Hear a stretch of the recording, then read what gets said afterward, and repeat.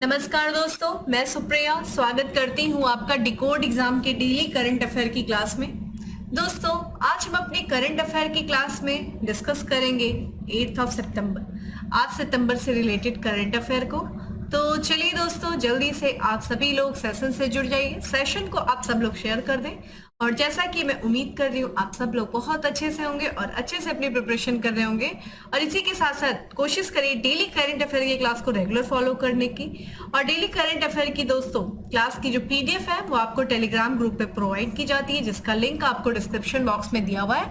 तो वहां से पीडीएफ को डाउनलोड करके अपनी शॉर्ट नोट्स बनाइए, रिवीजन करिए। तो स्टार्ट करते हैं दोस्तों अपनी क्लास स्टार्ट करूं उसके पहले कहना चाहूंगी कि जल्दी से चैनल को सब्सक्राइब कर लीजिए और बेल आइकन को प्रेस कर लीजिए। इससे आपको चैनल से रिलेटेड हर क्लास की वीडियो का प्रॉपर नोटिफिकेशन मिलेगा और आपकी कोई भी क्लास मिस नहीं होगी। तो स्टार्ट करते हैं दोस्तों अपनी क्लास। और आज की क्लास में हमारा सबसे पहला प्रश्न है कि हाल ही में किस राज्य के मुख्यमंत्री ने सबल योजना का शुभारंभ किया है। तो अभी देखिए, एक राज्य के मुख्यमंत्री है जिनके द्वारा सबल योजना का शुभारंभ किया गया है। किसके द्वारा किया गया है, किस राज्य के मुख्यमंत्री के द्वारा किया गया है। ऑप्शंस दोस्तों आप देख रहे हैं, तो कमेंट बॉक्स में आंसर करिए, वीडियो को शेयर कर दीजिए जल्दी से और लाइक्स बढ़ाइए। देखिए आप लोग सपोर्ट नहीं करते, ठीक है, तो वीडियो को थोड़ा शेयर करिए, अपने दोस्तों में शेयर करिए। देखिए करंट अफेयर की क्लास जो भी बच्चा प्रिपरेशन कर रहा है हर बच्चे के लिए जरूरी है, और इवन नॉर्मल लोगों के लिए भी करंट अफेयर बहुत जरूरी होता है। लोगों को पता चलता है कि हमारे आसपास कौन सी चीजें जो घटित हो रही है उनके बारे में जानकारी मिलती है। लोग अपने आप को अवेयर रखते हैं करंट अफेयर के माध्यम से, तो इसलिए ज्यादा से ज्यादा लोगों को करंट अफेयर की क्लास आप लोग शेयर करें। और इसके करेक्ट आंसर की तरफ हम बढ़ते हैं और इसका करेक्ट आंसर है दोस्तों हिमाचल प्रदेश, ठीक है। तो हिमाचल प्रदेश के दोस्तों जो मुख्यमंत्री हैं सुखविंदर सिंह सुक्खू, उन्होंने भी हाल ही में हिमाचल प्रदेश का जिला है दोस्तों हमीरपुर जिले के जो नादौन है वहां से उन्होंने मुख्यमंत्री खेल क्षमताओं पुनर्निर्माण आकांक्षाओं और आजीविका योजना का उद्घाटन किया है। तो ध्यान रखिएगा, सबल योजना का फुल फॉर्म दोस्तों आपको यहाँ पे देखिए दिया हुआ है, मुख्यमंत्री खेल क्षमताओं पुनर्निर्माण आकांक्षाओं और आजीविका योजना, ठीक है। सबल योजना का उद्घाटन किया गया है किसके द्वारा, तो हिमाचल प्रदेश के मुख्यमंत्री सुखविंदर सिंह सुक्खू के द्वारा। योजना का उद्देश्य हमारे लिए इंपॉर्टेंट हो जाता है। बेसिकली योजना देखा जाए किन को केंद्रित करती है, जो दिव्यांग लोग हैं, जो दिव्यांग बच्चे हैं उन पर केंद्रित है। और इन दिव्यांग बच्चों को समाज की मुख्य धारा में जोड़कर उनके जीवन को सुधारना बेसिकली इस योजना का उद्देश्य है। हमीरपुर जो जिले हैं देखा जाए, जो उत्तराखंड या माफ करिएगा जो हिमाचल प्रदेश के जिले हैं हमीरपुर, सोलन और शिमला, वहां पे लगभग 400 स्कूलों को क्या किया जाएगा, इस योजना के तहत सरकारी सहायता मिलेगी, जिसमें विशेष रूप से जो विकलांग बच्चे होंगे उन बच्चों के लिए आवश्यक सुविधा और अवसर जो है वो उपलब्ध कराया जाएगा, ठीक है। इसमें देखा जाए जो विशेष रूप से जो विकलांग व्यक्ति हैं उनके लिए भी कौन कौन सी सुविधाएं दी गई, तो जो सरकारी नौकरियां होंगी उनमें विकलांग व्यक्तियों के लिए 2% का आरक्षण कोटा भी आवंटित किया गया है सबल योजना के तहत। और जो दिव्यांग बच्चे हैं जो स्कूल जाते हैं उनके लिए स्कूल वजीफा जो है उसको बढ़ा करके कितना कर दिया गया दोस्तों, 1000 रुपए कर दिया गया सबल योजना के तहत। यहाँ पे देखा जाए जो हिमाचल प्रदेश सरकार ने जो योजना शुरू की है, ठीक है, सबल योजना, उस योजना के माध्यम से जो 7000 से अधिक जो विशेष रूप से जो विकलांग बच्चे हैं उन विकलांग बच्चों को सशक्त बनाना ही इस योजना का क्या है, उद्देश्य लक्ष्य है। इस कार्यक्रम जब ये कार्यक्रम जिस दौरान वो सबल योजना का जो है उद्घाटन कर रहे थे, इसी दौरान देखा जाए तो मुख्यमंत्री हिमाचल प्रदेश के मुख्यमंत्री सुखविंदर सिंह सुक्खू ने स्विफ्ट चैट ऐप पर जो है अभ्यास हिमाचल और शिक्षक सहायता चैटबॉट का भी पेशकश किया है। तो किस राज्य से संबंधित है दोस्तों सबल योजना, ये हिमाचल प्रदेश से संबंधित है। आइए हिमाचल प्रदेश के बारे में देख लेते हैं। तो ये इंडिया का मैप है दोस्तों, और ये हिमाचल प्रदेश जो कि एक हिमालयी राज्य है दोस्तों, पर्वतीय राज्य है। और ये देखिए आपको हिमाचल प्रदेश यहाँ पे देखने को मिल रहा है, जिसकी जो सीमा की बात करें दोस्तों तो इसकी एक अपनी अंतर्राष्ट्रीय सीमा है और ये 2 केंद्र शासित प्रदेश है अपनी सीमा जो है साझा करता है। कौन सी 2 केंद्र शासित प्रदेश है, लद्दाख है और यहाँ पे कश्मीर है। पंजाब से अपनी सीमा साझा करता है, हरियाणा से और उत्तराखंड से। साथ ही साथ इसकी जो है सीमा एक जिले से लगती है। कमेंट बॉक्स में आंसर करेंगे कि उत्तर प्रदेश के किस एक जिले से जो है हिमाचल प्रदेश अपनी सीमा को साझा करता है, जो कि सबसे उत्तरी जिला है उत्तर प्रदेश का। आप मुझे कमेंट बॉक्स में आंसर करिए। हिमाचल प्रदेश की दोस्तों बात करें तो इसका गठन हुआ था 1 नवंबर 1956 को। इसकी 2 राजधानी, यहाँ पे अगर हम ग्रीष्मकालीन राजधानी की बात करें तो शिमला जो है इसकी ग्रीष्मकालीन राजधानी यानी कि गर्मियों में जाएंगे तो यहाँ पे जो है शिमला इसकी राजधानी होगी। वही धर्मशाला की बात करें तो शीतकालीन राजधानी है। यहाँ के देखिए राज्यपाल अभी वर्तमान में कौन है दोस्तों, तो शिव प्रताप शुक्ल जो है वो यहाँ के राज्यपाल है। मुख्यमंत्री अभी हम लोगों ने देखा सुखविंदर सिंह सुक्खू है। संसदीय क्षेत्र की बात किया जाए तो राज्यसभा में इसकी 3 सीटें हैं और लोकसभा में इसकी 4 सीटें हैं। अब यहाँ पे बात कर लेते हैं थोड़ा एक अन्य योजना के भी बारे में जो कि राजस्थान की सरकार के द्वारा शुरू किया गया है। तो राजस्थान में जो भीलवाड़ा जिला है, भीलवाड़ा जिले के गुलाबपुरा से कामधेनु पशु बीमा योजना का शुभारंभ किया जाएगा। ठीक है, कौन सी योजना का दोस्तों, कामधेनु पशु बीमा योजना का जो शुभारंभ किया जाएगा ये राजस्थान सरकार के द्वारा शुरू किया जाएगा। इस योजना के तहत देखा जाए प्रति परिवार, ठीक है, हर परिवार जिसके पास जो ये दुधारू पशु होंगे उनके 2 दुधारू पशुओं को क्या किया जाएगा, प्रति पशु जो है वो 40 हजार रुपए का निःशुल्क बीमा जो है वो उपलब्ध कराया जाएगा कामधेनु पशु बीमा योजना के तहत। यहाँ पे गौशालाओं और नंदीशालाओं को वर्तमान सरकार के कार्यकाल में लगभग 3000 करोड़ रुपए का अनुदान भी दिया जाएगा। ठीक है, तो मुख्यमंत्री कामधेनु बीमा योजना राजस्थान सरकार से संबंधित है। सबल योजना की बात करें दोस्तों, ध्यान रखिएगा सबला नहीं है, सबल योजना की बात करें तो ये किससे संबंधित है, ये हिमाचल प्रदेश से संबंधित है। अगर हम बात करें इसके बारे में, ये जो योजना है कौन सी दोस्तों, ये जो कामधेनु पशु बीमा योजना, इसके तहत जो लंपी रोग होता है दोस्तों जो कि पशुओं में होता है, इससे जो मृत गायों पर पशुपालकों को प्रति गाय जो है 40,000 रुपए का मुआवजा भी दिया जाएगा। जो गाय लंपी रोग से जो पीड़ित होने के बाद जब उनकी मृत्यु हो जाती है तो मुआवजे के तौर पे 40,000 रुपए सरकार के द्वारा दिया जाएगा। साथ ही जो दुग्ध उत्पादक जो दूध उत्पादक होंगे, जो उत्पादकों को दूध पर प्रति लीटर जो है 5 रुपए का अनुदान उपलब्ध कराया जा रहा है। तो ये चीज ध्यान रखिएगा, कुछ महत्वपूर्ण योजना है जो विभिन्न राज्यों से संबंधित है और आपके एग्जाम के लिए इंपॉर्टेंट है, ये चीज ध्यान दीजिएगा। अगले प्रश्न की तरफ बढ़ते हैं जो कि दिवस से संबंधित है कि हाल ही में कब अंतरराष्ट्रीय चैरिटी दिवस जो है वो मनाया गया है। तो कब मनाया गया है, ऑप्शंस आप देख रहे हैं दोस्तों, और इसका करेक्ट आंसर है देखिए 5 सितंबर को। जिस दिन हम शिक्षक दिवस मनाते हैं उसी दिन हम क्या 5 सितंबर को अंतरराष्ट्रीय चैरिटी दिवस भी मनाते हैं। आइए बात करते हैं।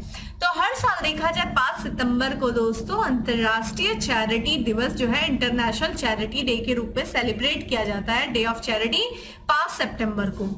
ये दिवस क्यों मनाया जाता है दोस्तों, 5 सितंबर की ही डेट हमने क्यों चुनी, क्योंकि इसी दिन जो मदर टेरेसा है उनकी पुण्यतिथि मनाई जाती है। ठीक है, 5 सितंबर को, इसीलिए इसी दिन हम अंतरराष्ट्रीय चैरिटी दिवस मनाते हैं। मदर टेरेसा की बात करें दोस्तों, उन्होंने 1979 में गरीबी और संकट से उबरने के संघर्ष में किए गए कार्यों के लिए उनको नोबेल शांति पुरस्कार भी मिला था। कब मिला था, 1979 में। इनके जन्म की बात करें तो 1910 में इनका जन्म हुआ था एग्नेस क्वांसा, ठीक है, ग्वांस्का वोजाक्सकोई के रूप में हुआ था और ये यहाँ पे 1928 में ये भारत आई थी और फिर इन्होंने 1950 में कोलकाता में, ठीक है, एक चैरिटी शुरू किया था जिसका नाम था order of missionaries of charity. ठीक है, इसकी शुरुआत इन्होंने कोलकाता में किया था, 1950 में किया था और 1997 में 5 सितंबर 1997 में इनकी मृत्यु हो गई थी मदर टेरेसा की। और इसीलिए 5 सितंबर के दिन हम कौन सा डे मनाते हैं दोस्तों, इंटरनेशनल डे ऑफ चैरिटी। ठीक है,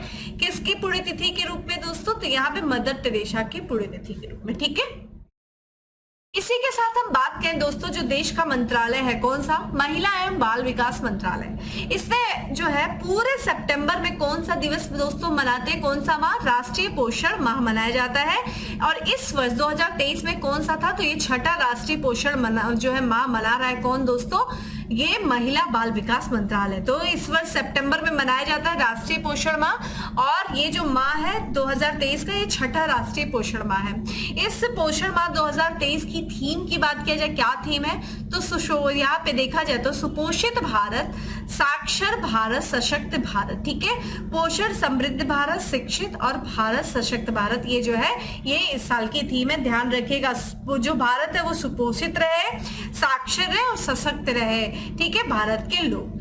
ठीक है, अगले प्रश्न की तरफ बढ़ते हैं और अगला प्रश्न है हमारा कि निम्न में से किस कंपनी के द्वारा भारत की पहली एआई संचालित एंटी ड्रोन प्रणाली का अनावरण किया गया? ध्यान रखिएगा, ये आर्टिफिशियल इंटेलिजेंस के द्वारा जो है संचालित एंटी ड्रोन प्रणाली है, जिसका अनावरण अभी हाल फिलहाल में किया गया है। किस कंपनी के द्वारा किया गया है, किस कंपनी के द्वारा इसका निर्माण किया गया है, आपसे ये प्रश्न पूछा जा रहा है। ऑप्शंस दोस्तों आप देख रहे हैं, कमेंट बॉक्स में आंसर करिए, क्विक जल्दी जल्दी करिए आंसर, और वीडियो को शेयर कर दीजिए भाई आप सब लोग। तो इसका जो करेक्ट आंसर है वो है ए है, ठीक है, ग्रेने रोबोटिक्स। तो ये हैदराबाद की एक फर्म है, हैदराबाद की कंपनी है दोस्तों, ग्रेने रोबोटिक्स कंपनी, ठीक है, रोबोटिक्स कंपनी जिसका नाम है ग्रेने रोबोटिक्स। इसने कृत्रिम बुद्धिमत्ता यानी कि आर्टिफिशियल इंटेलिजेंस, ठीक है, द्वारा एक संचालित अभिनव स्वायत्त एंटी ड्रोन प्रणाली जिसका नाम है इंद्रजाल, ठीक है, इंद्रजाल विकसित किया। नाम ध्यान रखेगा। इस प्रणाली की विशेषताओं की बात करें तो यह प्रणाली न केवल परमाणु प्रतिष्ठानों और जो ऑयल रिग जैसे जो महत्वपूर्ण प्रतिष्ठान है उनकी रक्षा कर सकता है, बल्कि इसकी बात करें तो ये पूरे शहर के, ठीक है, एक विस्तृत क्षेत्र को किसी भी प्रकार की अगर कोई ड्रोन है अटैक हो रहा है तो उस ड्रोन से ये बचा सकता है पूरे शहर को, ठीक है। कौन दोस्तों? ये इंद्रजाल। इस प्रकार की प्रणाली की बात किया जाए तो ये भारत में पहली बार विकसित की गई है, ठीक है। ये ड्रोन रोधी प्रणाली यानी कि ड्रोनों को रोकने वाली, जो ड्रोन होते हैं उनको रोकने वाली ये प्रणाली है। इसका नाम क्या है दोस्तों? इंद्रजाल है। और ये दुनिया की एकमात्र व्यापक क्षेत्र वाली मानव रहित विमान प्रणाली है, ठीक है। ग्रेन रोबोटिक्स की दोस्तों बात किया जाए तो ये जो है इस रोबोटिक्स ने इस उन्नतपूर्ण स्पेक्ट्रम ड्रोन सुरक्षा प्रणाली क्षमता का हैदराबाद के बाहरी इलाकों में दोस्तों लाइव प्रदर्शन भी किया है, ठीक है, प्रदर्शन करके दिखाया कि भाई किस तरीके से ये पूरे क्षेत्र को जो ड्रोन है उनको रोकने में महत्वपूर्ण भूमिका निभा सकती है। इसका पूरा लाइव प्रदर्शन करके ग्रेन रोबोटिक्स कंपनी ने दिखाया है। ग्रेन रोबोटिक्स कंपनी की बात करें दोस्तों तो ये एक डीप टेक कंपनी है जो कि रक्षा, उद्यम, सरकारी क्षेत्रों के लिए एआई संचालित सुरक्षा समाधान प्रदान करने में माहिर है, ठीक है। हैदराबाद की कंपनी, बहुत इंपॉर्टेंट ये क्वेश्चन है दोस्तों, स्टार्ट कर लीजिएगा। इंद्रजाल इसका नाम है, स्वायत्त एंटी ड्रोन प्रणाली इंद्रजाल, ठीक है। अगले प्रश्न की तरफ बढ़ते हैं और अगला प्रश्न है हमारा कि मत्स्य पालन के लिए किसान क्रेडिट कार्ड पर राष्ट्रीय सम्मेलन कहाँ आयोजित किया गया? तो मत्स्य पालन के लिए किसान क्रेडिट कार्ड पर राष्ट्रीय सम्मेलन कहाँ आयोजित किया गया? ऑप्शंस आप देख रहे हैं दोस्तों, कहाँ किया जाएगा? तो ये करेक्ट आंसर सी है, महाराष्ट्र की राजधानी मुंबई में, ठीक है। तो केंद्रीय मत्स्य पालन, पशुपालन और डेयरी मंत्री हैं श्री पुरुषोत्तम रूपाला। इन्होंने मुंबई महाराष्ट्र में एक दिवसीय सम्मेलन था, ठीक है, जिसका नाम है मत्स्य पालन के लिए केसीसी, ठीक है, यानी कि किसान क्रेडिट कार्ड पर राष्ट्रीय सम्मेलन, उसकी अध्यक्षता इन्होंने की है। इस सम्मेलन का जो है आयोजन जो किया गया वो मत्स्य पालन विभाग और पशुपालन जो है डेयरी विभाग के द्वारा संयुक्त रूप से सम्मेलन का आयोजन किया गया। और इस सम्मेलन का उद्देश्य क्या है दोस्तों? जो मत्स्य पालन के क्षेत्र में जो चुनौतियां हैं, ठीक है, उन चुनौतियों से जमीनी जो मुद्दे हैं, जो एक्चुअल में जो मुद्दे हैं, ठीक है, जमीनी स्तर पर उन मुद्दों से निपटना है। सम्मेलन में देखा जाए कौन कौन लोगों ने भाग लिया तो आरबीआई, ठीक है, जो भारत का सेंट्रल बैंक है, आरबीआई, नाबार्ड जो है, इसके वित्तीय संस्थानों के जो प्रतिनिधि उन्होंने सम्मेलन में भाग लिया, ठीक है। सम्मेलन की बात करें दोस्तों तो ये जो प्रमुख हितधारक है जो इस सम्मेलन के प्रति जिसके लिए जिन हितधारकों के लिए सम्मेलन आयोजित किया गया था उन हितधारकों के बीच में एक चर्चा की सुविधा प्रदान करता है, मुद्दों को संबोधित करता है कि भाई कौन कौन से वो जमीनी मुद्दे हैं जिनका जो चुनौतियां हैं जिनका समाधान करता है, ऋण के निर्बाध प्रवाह को सुनिश्चित करने के लिए दीर्घकालीन समाधान जो है तैयार करता है, जिससे कि मत्स्य पालन क्षेत्र की वृद्धि और विकास को लाभ हो, ठीक है। तो ये ध्यान रखिएगा दोस्तों कि यहाँ पे जो मत्स्य पालन के लिए जो किसान क्रेडिट कार्ड पर राष्ट्रीय सम्मेलन हुआ, मुंबई में हुआ है। हम यही भी बात कर लेते हैं किसान क्रेडिट कार्ड योजना की जो भूमिका है। देखिए इसको एक्सपेंड किया गया है 2018-19 के समय में। तो कार्यशैली पूंजी सहायता, ठीक है, कौन सी कार्यशैली पूंजी सहायता प्रदान करने के लिए जो केसीसी यानी कि किसान क्रेडिट कार्ड को 2018-19 में जो मछुआरे और मछली किसानों पर विस्तृत किया गया, ठीक है। इसकी बात करें तो यह कृषि और मत्स्य पालन क्षेत्रों में जो ऋण वितरण है, जो वित्तीय समावेशन है, उसको सरल बनाता है, आय सृजन और समान विकास में महत्वपूर्ण भूमिका निभाता है, ठीक है। चलिए अब आप मुझे कमेंट बॉक्स में आंसर करिए, चूंकि हम ये देख रहे हैं कि 2018-19 में इसके क्षेत्र का विस्तार किया गया और जो मछुआरे जो मछली किसान हैं उन तक इस किसान क्रेडिट योजना का विस्तार किया गया। तो यानी कि इसके बात करा जाए तो ये बताइए आप मुझे, ये जो किसान क्रेडिट कार्ड योजना है, ठीक है, केसीसी, ये किस वर्ष जो है आरंभ हुई थी? आप मुझे कमेंट बॉक्स में आंसर करें, ठीक है। चलिए दोस्तों अगले प्रश्न की तरफ बढ़ते हैं। अगला प्रश्न है हमारा कि महिला स्वयं सहायता समूहों द्वारा संचालित देश के पहले टोल प्लाजा किस राज्य में शुरू है? तो जो महिला स्वयं सहायता समूह है उनके द्वारा जो है एक टोल प्लाजा का संचालन होगा और ये देश का पहला टोल प्लाजा होगा जिसका संचालन महिला स्वयं सहायता समूह के द्वारा किया जाएगा। तो कहाँ किया गया दोस्तों, किस राज्य में? तो ये किया गया मध्य प्रदेश में, ठीक है। तो महिला स्वयं सहायता समूहों द्वारा संचालित देश के पहले टोल प्लाजा मध्य प्रदेश के आगरा, मालवा, उज्जैन और छतरपुर जिलों में शुरू हो गए हैं, ठीक है। जो कि ये टोल प्लाजा है जिसका संचालन जो सेल्फ हेल्प ग्रुप की महिलाएं हैं उनके द्वारा किया जाएगा। ये एक ऐतिहासिक पहल है दोस्तों और इस पहल को संभव किसके द्वारा बनाया जा सका कि, ठीक है, जो मध्य प्रदेश कैबिनेट के निर्णय के कारण ये संभव हो चुका है। और ये जो कैबिनेट का निर्णय क्या था, इस निर्णय के अनुसार देखा जाए तो 2 करोड़ तक का, ठीक है, 2 करोड़ तक का कलेक्शन वाले जो टोल प्लाजा है उनका जो प्रबंधन किया जाएगा वो महिला स्वयं सहायता समूहों के द्वारा किया जाएगा, जिससे कि क्या हो सकेगा, ये जो महिला है, ठीक है, वो आर्थिक रूप से क्या हो सके, मजबूत हो सके, ठीक है। तो हर टोल प्लाजा का नहीं, जिन टोल प्लाजा का कलेक्शन 2 करोड़ रुपए तक का है उन टोल प्लाजा का कलेक्शन जो है वो स्वयं सहायता महिलाओं के द्वारा, स्वयं सहायता समूह की जो महिलाएं उनके द्वारा किया जाएगा। ये निर्णय मध्य प्रदेश सरकार के द्वारा लिया गया है जो कि अपने आप में एक ऐतिहासिक कदम है, ठीक है। अगला प्रश्न है हमारा कि हाल ही में किसके द्वारा भारत का पहला यूपीआई एटीएम लॉन्च किया गया है? तो ये किया गया है दोस्तों हिताची, ठीक है, हिताची कंपनी के द्वारा। तो हिताची पेमेंट सर्विस के द्वारा national payment corporation of India यानी कि एनपीसीआई के सहयोग से भारत का पहला यूपीआई पेमेंट लॉन्च किया गया है। इस यूपीआई पेमेंट को Hitachi money soft UPI ATM नाम दिया गया। क्या नाम है दोस्तों? UPI money soft UPI ATM. ATM जो है इसमें बिना किसी कार्ड के, जो आप कार्ड लेकर के जाते हैं ना एटीएम कार्ड, उसके बिना किसी कार्ड के ही एक यूपीआई एटीएम उपयोगकर्ता जो है वो यूनाइटेड पेमेंट इंटरफेस ऐप का उपयोग करके कई खातों से नकदी निकालने की अनुमति देता है, ठीक है। तो यूपीआई के, ठीक है, तो यहाँ पे हिताची जो पेमेंट सर्विसेज के द्वारा किया गया, किसके सहयोग से? National payment corporation of India के सहयोग से।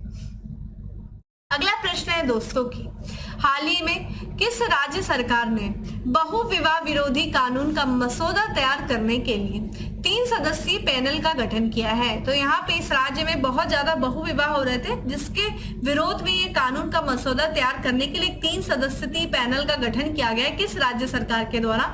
ऑप्शंस आप देख रहे हैं, महाराष्ट्र है, असम है, राजस्थान है या फिर सिक्किम है। तो इसके करेक्ट आंसर पे चला जाए दोस्तों तो नॉर्थ ईस्ट का ये राज्य है असम, ठीक है। तो असम सरकार ने देखा जाए वहां पे बहुविवाह जो प्रचलित है दोस्तों, बहुविवाह यानी कि ध्यान रखिएगा जो एक साथ बहुत जो कई पुरुष जो है, कई जो एक पुरुष जो है कई जो है महिलाओं से जब विवाह करते हैं तो उसे बहुविवाह कहते हैं। तो वो बहुविवाह जो प्रचलन में है उस बहुविवाह को समाप्त करने के लिए कानून बना है और उस कानून का मसौदा तैयार किया जाए कि किस तरीके का कानून होना चाहिए, कैसा होना चाहिए, उसमें कितने दंड होने चाहिए, दंड का प्रावधान क्या होना चाहिए कि जिससे कि ये जो वहां पे असम में जो बहुविवाह प्रचलित है उसको रोका जा सके, उसको समाप्त किया जा सके।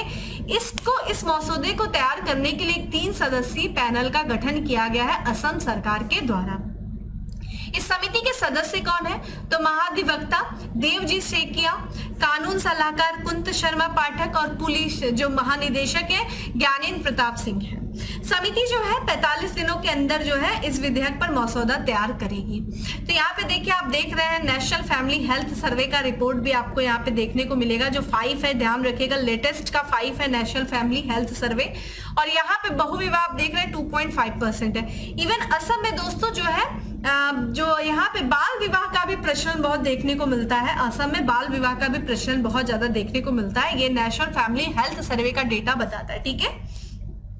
अगले प्रश्न की तरफ बढ़ते हैं कि हाल ही में भारतीय नवीकरणीय ऊर्जा विकास एजेंसी लिमिटेड ने नवीकरणीय ऊर्जा के विकास के लिए किस बैंक के साथ समझौता किया? दोस्तों ऑप्शन देख रहे हैं, देखिए यहाँ पे जो करेक्ट आंसर दोस्तों बी भी होगा और डी भी होगा, क्योंकि यहाँ पे जो नवीकरणीय जो इरडाई है दोस्तों, उससे देखा जाए जो नवीकरणीय ऊर्जा के विकास के लिए दो बैंकों के साथ, एक तो बैंक ऑफ बड़ौदा और दूसरा यूनियन बैंक ऑफ इंडिया, इन दोनों बैंकों के साथ समझौता किया है।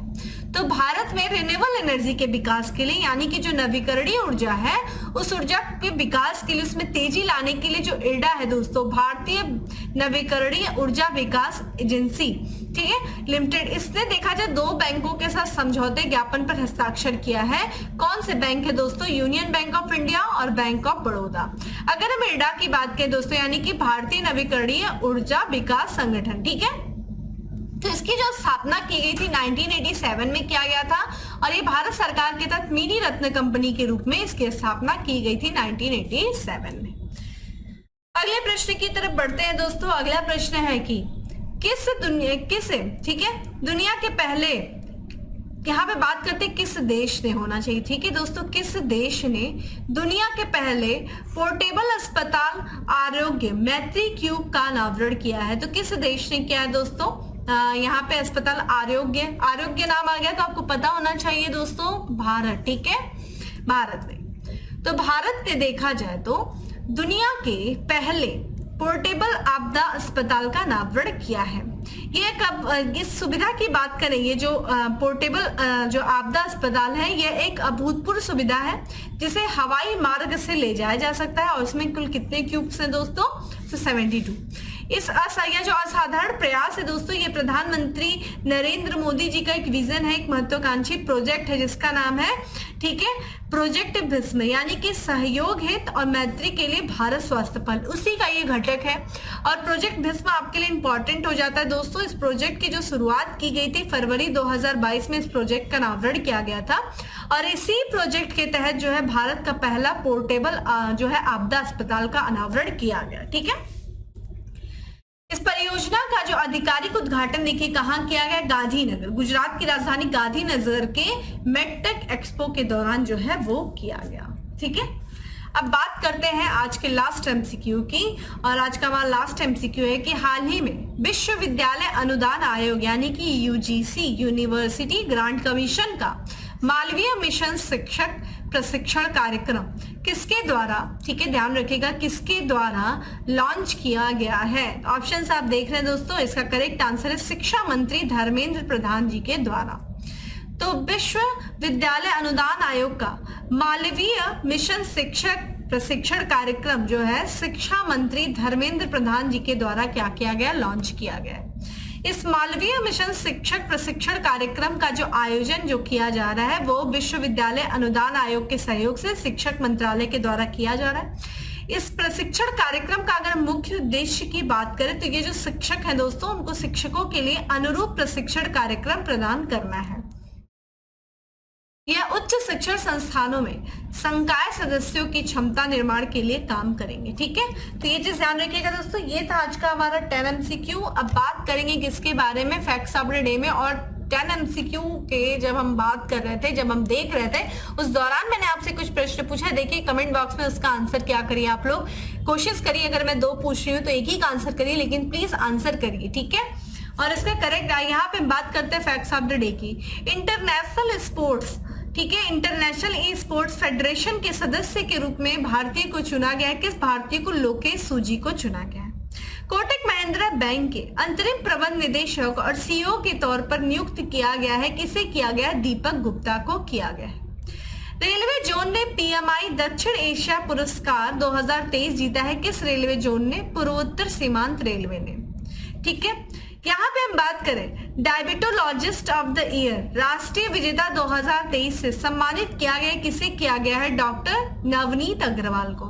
नेस्कॉम यानी कि national association of software and services companies ने अपना चेयरपर्सन नियुक्त किया है। किसे किया है? राजेश नाम्बियार को किया है।